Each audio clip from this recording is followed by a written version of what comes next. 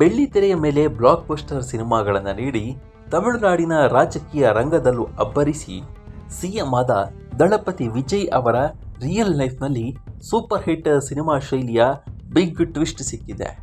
ಕೆಲವೇ ತಿಂಗಳ ಹಿಂದೆ ಕೋರ್ಟ್ ಮೆಟ್ಟಿಲೇರಿದ್ದ ವಿಜಯ್ ಸಂಗೀತ ದಾಂಪತ್ಯ ಬದುಕಿನಲ್ಲಿ ಇದೀಗ ಮತ್ತೆ ಪ್ರೀತಿಯ ಬೆಳಕು ಮೂಡಿದೆ ಅಂತ ಹೇಳಲಾಗ್ತಾ ಇದೆ.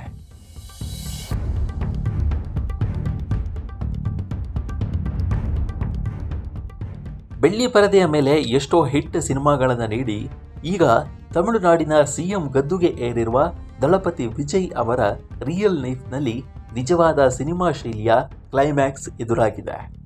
ಕಳೆದ ಕೆಲವು ತಿಂಗಳುಗಳಿಂದ ರಾಜ್ಯಾದ್ಯಂತ ಭಾರೀ ಚರ್ಚೆಗೆ ಗ್ರಾಸವಾಗಿದ್ದ ವಿಜಯ್ ಮತ್ತು ಸಂಗೀತ ದಾಂಪತ್ಯದ ಕಲಹಕ್ಕೆ ಕೊನೆಗೂ ಟ್ವಿಸ್ಟ್ ಸಿಕ್ಕಿದ್ದು, ಮುನಿಸು ಮರೆತು ದಂಪತಿ ಮತ್ತೆ ಒಂದಾಗ್ತಿದ್ದಾರೆ.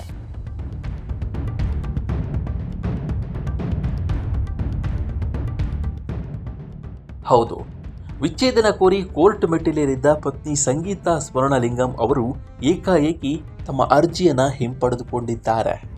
ತಮಿಳುನಾಡಿನ ಚೆಂಗಲ್ಪಟ್ಟು ಜಿಲ್ಲಾ ಕೌಟುಂಬಿಕ ನ್ಯಾಯಾಲಯದಲ್ಲಿದ್ದ ಈ ಅರ್ಜಿಯನ್ನು ವಾಪಸ್ ಪಡೆದ ಹಿನ್ನೆಲೆಯಲ್ಲಿ ಪ್ರಕರಣವನ್ನು ಅಧಿಕೃತವಾಗಿ ವಿಲೇವಾರಿ ಮಾಡಲಾಗಿದೆ. ಕಳೆದ ಡಿಸೆಂಬರ್ 23ರಂದು ತಮಿಳುನಾಡಿನಾದ್ಯಂತ ಸಂಚಲನ ಸೃಷ್ಟಿಸಿದ್ದ ಒಂದು ಸುದ್ದಿ ಬಂದಿತ್ತು. 26 ವರ್ಷಗಳಿಂದ ವಿಜಯ್ ನಿರಳಿನಂತೆ ಜೊತೆಗಿದ್ದ ಪತ್ನಿ ಸಂಗೀತ ಚೆಂಗಲ್ಪಟ್ಟು ಜಿಲ್ಲಾ ಕೌಟುಂಬಿಕ ನ್ಯಾಯಾಲಯದ ಮೆಟ್ಟಿಲೇರಿ ವಿಚ್ಛೇದನದ ಅರ್ಜಿಯನ್ನು ಸಲ್ಲಿಸಿದ್ರು.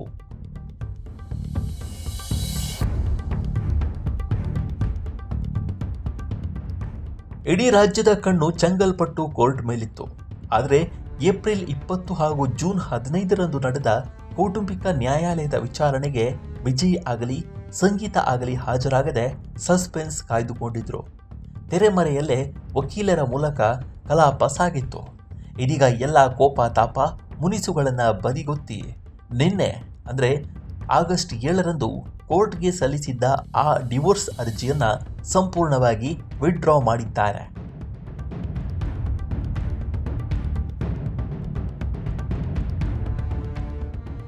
ವಿಜಯ್ ಪತ್ನಿ ಸಂಗೀತ ಈ ಮನವಿಯನ್ನು ಪುರಸ್ಕರಿಸಿದ ಚೆಂಗಲ್ಪಟ್ಟು ಕೋರ್ಟ್ ಪ್ರಕರಣವನ್ನು ವಿಲೇವಾರಿ ಮಾಡಿದೆ.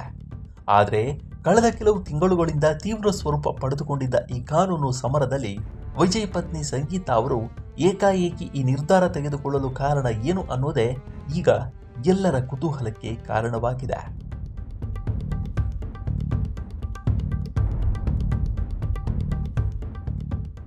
ಅಂದಹಾಗೆ ನಟ ವಿಜಯ್ ಮತ್ತು ಸಂಗೀತ ದಂಪತಿಗೆ ಜೇಸನ್ ಸಂಜಯ್ ಹಾಗೂ ದಿವ್ಯಾ ಸಾಶಾ ಎಂಬ ಇಬ್ಬರು ಮಕ್ಕಳಿದ್ದಾರೆ.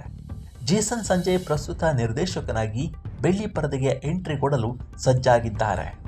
26 ವರ್ಷಗಳ ಸುದೀರ್ಘ ದಾಂಪತ್ಯದ ನಂತರ ವಿಚ್ಛೇದನ ಪಡೆದರೆ ಅದು ಮಕ್ಕಳ ವೃತ್ತಿ ಜೀವನ ಮತ್ತು ವೈಯಕ್ತಿಕ ಭಾವನೆಗಳ ಮೇಲೆ ನಕಾರಾತ್ಮಕ ಪರಿಣಾಮ ಬೀರಬಹುದು ಎಂಬುದನ್ನು ಅರಿತು ಸಂಗೀತ ಅವರು ಈ ಹಂತದಲ್ಲಿ ಮುನಿಸು ಮರೆಯಲು ನಿರ್ಧರಿಸಿದ್ರಾ ಅನ್ನೋ ಚರ್ಚೆಗಳು ನಡೀತಿದೆ.